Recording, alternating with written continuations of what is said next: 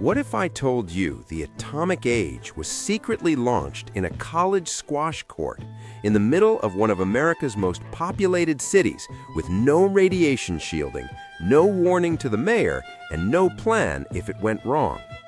That the nickname everyone uses for this city is not about weather.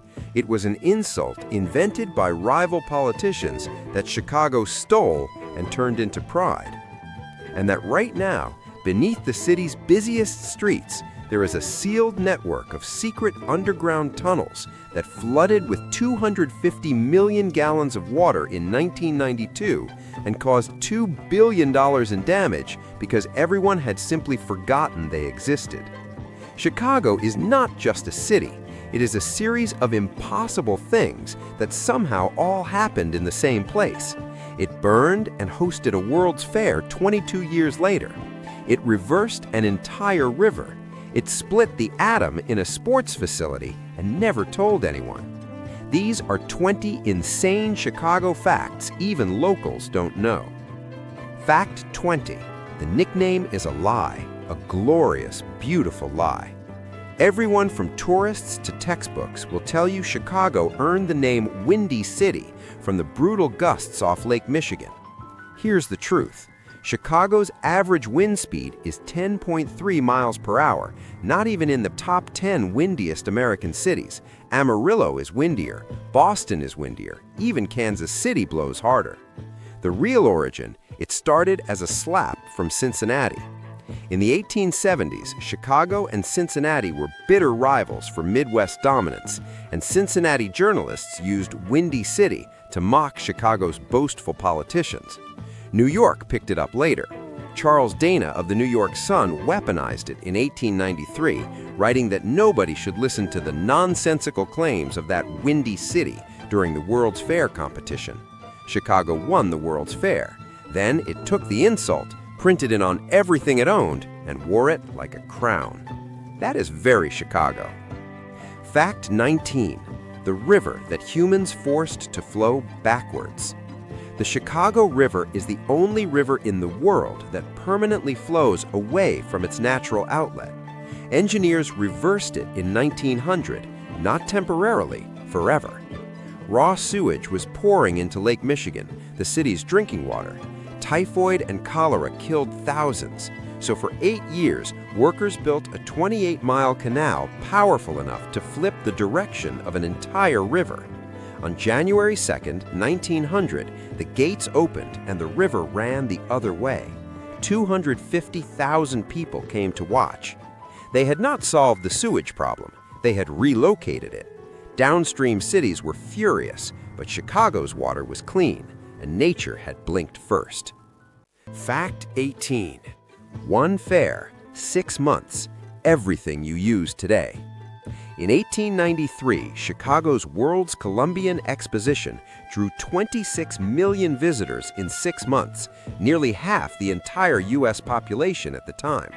In those 6 months, it introduced the Ferris wheel, the zipper, the dishwasher, the brownie, juicy fruit gum, Cracker Jack, Pabst Blue Ribbon, and spray paint. Milton Hershey attended, saw German chocolate machinery, bought it on the spot, and shipped it to Pennsylvania. William Wrigley arrived in Chicago the year before with $32 to his name. The gleaming white city inspired L. Frank Baum to write about a magical, impossible city that glittered in the distance. He called it the Emerald City. One fair, one city, 6 months. The fingerprints of Chicago 1893 are nearly every object you touch today. Fact 17. The first skyscraper changed every city on Earth. In 1885, a 10-story building went up in downtown Chicago. It looked modest. It was revolutionary.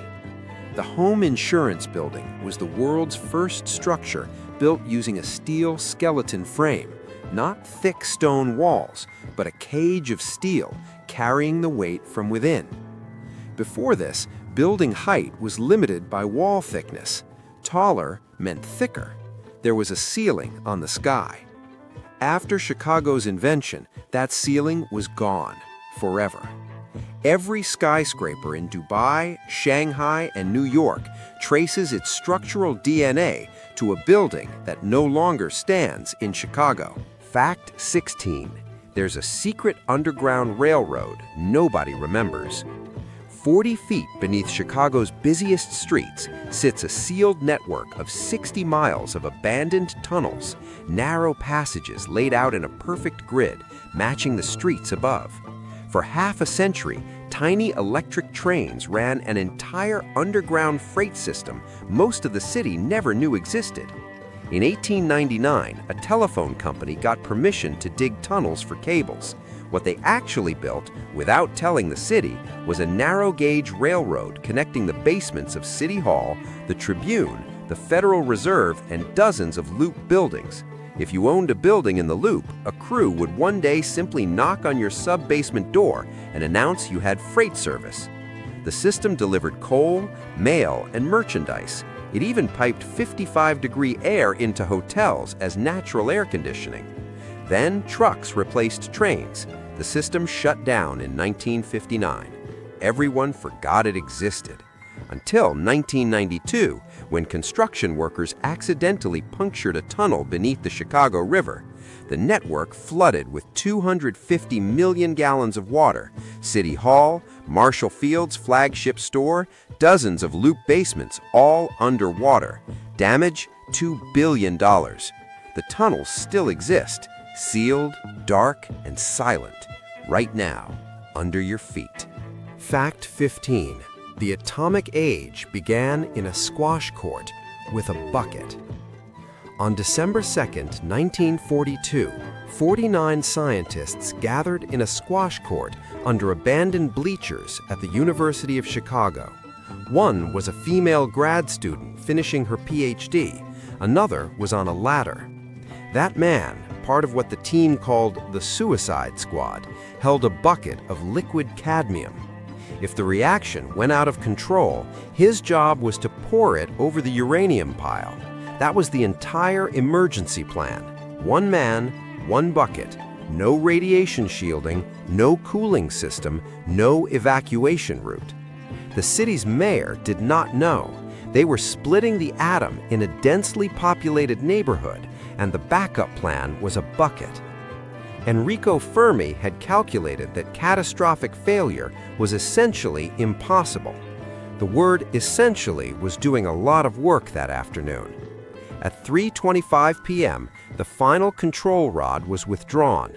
The neutron count climbed and held. The world's first self-sustaining nuclear chain reaction had begun, producing exactly 0.5 watts of power, less than a single nightlight. They had risked an entire city for the energy of a nightlight. The atomic age began not with a mushroom cloud, but with 49 people exhaling quietly and passing around a bottle of Chianti in paper cups. A bronze sculpture by Henry Moore marks the spot today. Thousands walk past it every year. Almost none know about the man and the bucket. Fact 14. The woman blamed for everything, who was innocent. The most famous origin story in American urban history is almost certainly false. On October 8, 1871, fire destroyed 3.3 square miles of Chicago.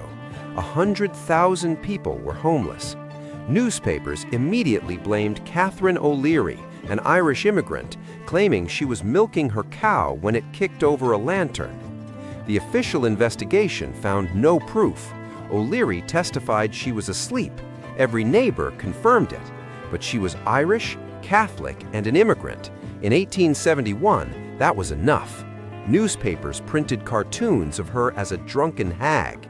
P.T. Barnum offered to pay her to tour with his circus.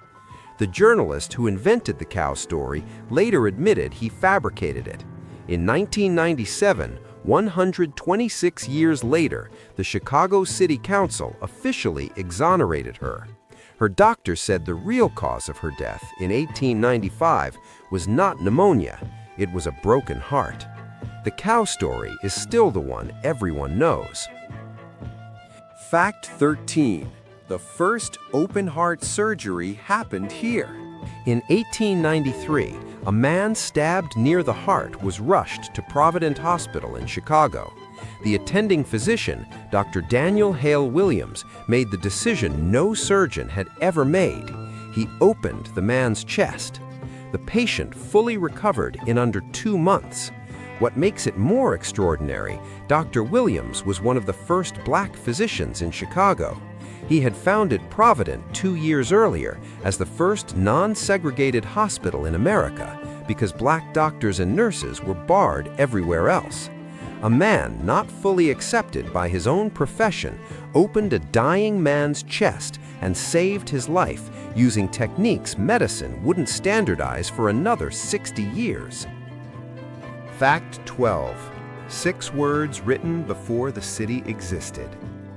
In 1836, 1 year before Chicago was incorporated, 3 canal commissioners refused to sell the lakefront.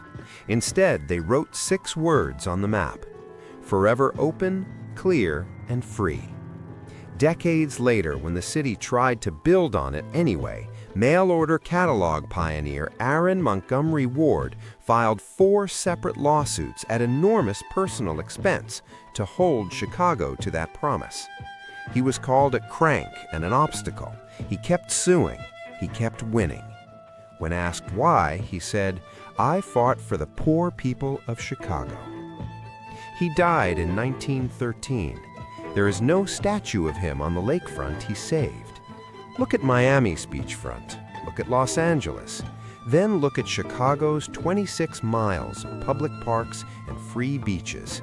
That is not geography. That is 6 words and 1 man who refused to let anyone forget them. Fact 11. The cell phone was invented here. The first call was a prank. On April 3, 1973, Chicago engineer Martin Cooper made the world's first handheld mobile phone call on a New York City street. His first call was not to his wife or his boss. It was to his rival at Bell Labs, AT&T's lead mobile researcher, to tell him in real time that Motorola had already won. The device weighed 2.5 pounds, took 10 hours to charge, and gave you 30 minutes of talk time. It did not matter. 5.4 billion people carry a version of that moment today. All of it started with a Chicago engineer making the most audacious prank call in the history of technology. We are now in the top 10, and the facts only get stranger. Hit subscribe and the bell right now if you want more deep dives like this every week. Fact 10. They lifted the entire city while people were still inside. In the 1850s, Chicago's land was so flat and low that sewage had nowhere to drain. Streets turned to rivers of waste after every rain. The solution? Build a proper sewer system. The problem? To do that, the entire city needed to be raised. So they raised it. Using thousands of jack screws, workers physically lifted Chicago's buildings, hotels, warehouses, entire city blocks, several feet into the air. And they did it while the buildings were open for business. Guests checked into the Tremont House, a 6-story, 750-ton brick building, not knowing hundreds of workers were below, turning jack screws millimeter by millimeter. The hotel stayed open. Guests ate dinner. The bar never closed. Engineer George Pullman oversaw the lifting of an entire city block using 5,000 jack screws turned by 600 men in perfect synchronization. Chicago did not adapt to its landscape. It picked up the landscape and moved it. Fact 9. Chicago invented the blood bank. In 1937, Dr. Bernard Fantus at Cook County Hospital established the world's first blood bank, a system to store donated blood for future use. He coined the term himself. Before this, blood transfusions required a live donor lying next to the patient in real time. After Chicago's innovation, blood could be stored, tested, and used anywhere, anytime. Every bag of blood that has ever saved a life exists because of a decision made in one Chicago hospital in 1937. Fact 8. The first gay rights organization in America was founded here. In 1924, 45 years before Stonewall, Chicago postal worker Henry Gerber founded the Society for Human Rights, the first legally chartered gay rights organization in the United States. Within a year, police raided his home. He was arrested, he lost his job and his savings. The organization was destroyed. But he had done the thing that could not be undone. He had proved it was possible to organize legally, to name the cause, to put it on paper. Every civil rights advance for LGBTQ Americans traces a line back to one Chicago postal worker who tried first. Fact 7. Chicago has a second city underground right now. The Pedway is a 40-block network of underground tunnels, corridors, and overhead bridges connecting train stations, hotels, offices, and restaurants beneath downtown Chicago. You can walk from the Cultural Center to Millennium Park without ever stepping outside. In January, when wind chill drops below zero and streets become dangerous, Chicago's underground city fills with commuters who simply refuse to deal with the surface. Some develop full daily routines without seeing daylight for weeks. Most tourists have never heard of it. Most locals treat it like background noise. It is a fully functioning hidden city under a city, and it has been there the whole time. Fact 6. The Twinkie was born from boredom. In 1930, Chicago Hostess factory manager named Jimmy Dewar stared at shortcake pans that sat empty 9 months a year outside strawberry season. He filled one with banana cream and baked it, named it after a billboard for twinkle-toe shoes he passed on the drive home. During World War II, banana imports were rationed. The filling switched to vanilla cream as a temporary fix. That temporary fix has lasted over 80 years. The most American snack ever made was invented by one bored man solving one idle problem on one ordinary afternoon in Chicago. Fact 5. Chicago rebuilt in 22 years and then showed the world. In 1871, fire consumed 3.3 square miles of Chicago. 100,000 people were homeless overnight. 22 years later, Chicago hosted the world's Columbian Exposition. 26 million people came. A city that was ash in 1871 was hosting the planet by 1893. And in that same rebuilding had invented the skyscraper, transformed urban architecture, and laid infrastructure that still functions today. Cities rebuild after disasters. Chicago used a disaster as the excuse to become something it hadn't been before. That is not resilience. It is something more aggressive than resilience. Fact 4. The longest baseball game ever played, and nobody could leave. May 8, 1984. Chicago White Sox versus Milwaukee Brewers at Old Comiskey Park. 9 innings, tied. 12, tied. By the 17th, the stadium was emptying. By the 21st, the few remaining fans were watching out of pure disbelief. The umpire suspended the game at 1 a.m. Players went home, slept, and came back the next day to finish the same game. Harold Baines ended it in the 25th inning. Final score, 7-6. Total time, 8 hours and 6 minutes. Players who started the game went to sleep, woke up, drove back to the stadium, and put their uniforms on again. Families arriving for the next day's game found a completely different game still in progress. The longest game in MLB history. Some things in this city simply refuse to end when they're supposed to. Fact 3. The disaster nobody talks about. worse than the Titanic. Most people know the Titanic, 1,517 dead, one of history's greatest maritime disasters. What almost nobody knows is that a ship killed more people in the Chicago River while still tied to the dock. July 24, 1915, the SS Eastland was loaded with 2,500 Western Electric employees and their families for a company picnic. It never left. While still moored at the Clark Street dock, it rolled onto its side in the river. 844 people drowned in water just 20 feet deep. More deaths than the Titanic in a river at the dock before the boat moved an inch.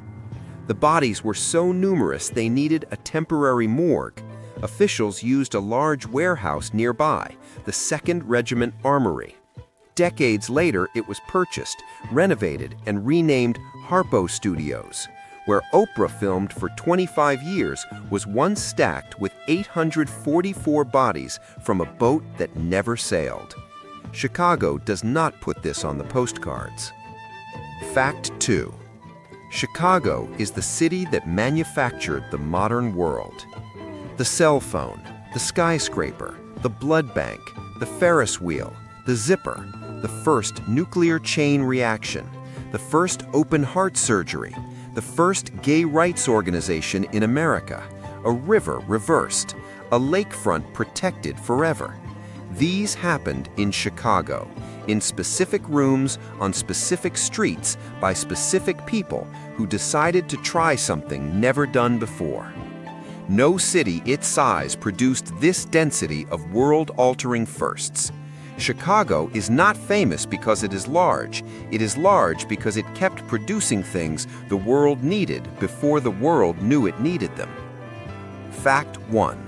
The real story of Chicago is just getting started. Chicago was founded in a swamp. It burned. It reversed a river. It split the atom. It built the first skyscraper. It hosted the fair that launched the modern world. It protected its lakefront when every other city sold theirs. It invented things now carried by 5.4 billion people. And it did all of this while being called the Second City, a nickname most people think means second best to New York. It doesn't. It means the first Chicago burned to the ground in 1871.